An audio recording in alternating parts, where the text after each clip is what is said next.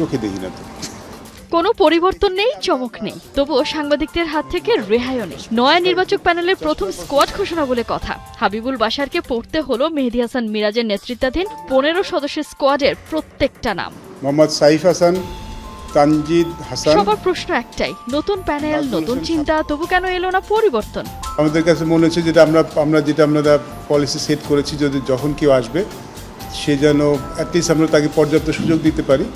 আগের নির্বাচক প্যানেলের উপর বরাবরই ছিল অভিযোগ, দল কেমন হবে জানতো না ক্যাপ্টেন। বাশারের কোঙ্কি কথা বলেছিলেন মিরাজ কেমন দল চায়।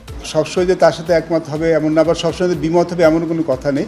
বাট আমরা ডেফিনেটলি আলাপ করবো এবং আলাপটা আমরা করেছি এবং অনেক আগেই করেছি। আমরা একবার না 2-3 বার বসেছি।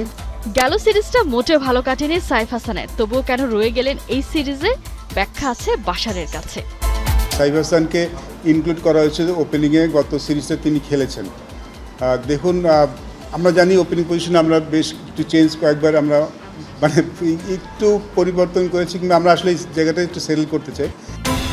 শুধুই তো সাইফ নয়, গেল সিরিজে নামকা ওয়াস্তে স্কোয়াডে ছিলেন সৌম্য সরকার। 3টা ম্যাচই কাটিয়েছেন বেঞ্চে বসে। এবার সুযোগ পাবেন তো?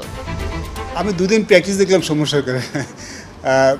একটা জিনিস খুব আমার ইমপ্রেসিভ লেগেছে, ও যেভাবে অফ স্পিনটা হ্যান্ডেল করছে, it's very good. But I think he improved A lot. Is a important asset for the team. নির্বাচক প্যানেলের উদ্দেশ্য একেবারে পরিষ্কার, ম্যাচ জেতাটাই এই মুহূর্তে মূল লক্ষ্য। এরই মধ্যে চলবে এক্সপেরিমেন্ট। ওডিআই বিশ্বকাপের টিকিট নিশ্চিত না হওয়া পর্যন্ত কোনো রিস্ক নেওয়া যাবে না। বাংলাদেশ টিম যখন খেলবে আমাদের ফার্স্ট প্রায়োরিটি থাকে কিন্তু ম্যাচটা জেতা। আমরা যখন টিমটা বানাবো, যে টিমটা করলে আমরা জিততে পারবো, ওইখানে আমরা কীভাবে একজন দুজনকে আমরা যারা দেখছি তখনই আমরা দেখবো। আমাদের সেকেন্ড অপশন অবশ্যই আমরা ওয়ার্ল্ড কাপে যখন আমাদের চিন্তাভাবনা নিয়ে আমরা এই সিরিজগুলি করছি, সেটা নিয়ে আমরা চিন্তাভাবনা করে দলটা করছি।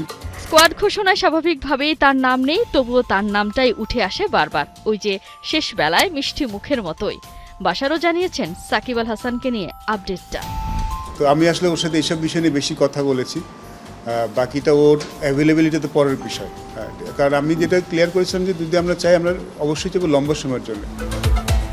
বোলিং নিয়ে যেমন স্বস্তি আছে, তেমন ওপেনিং আর ব্যাটিং অর্ডার নিয়ে এখনও আছে চাপা অস্বস্তি।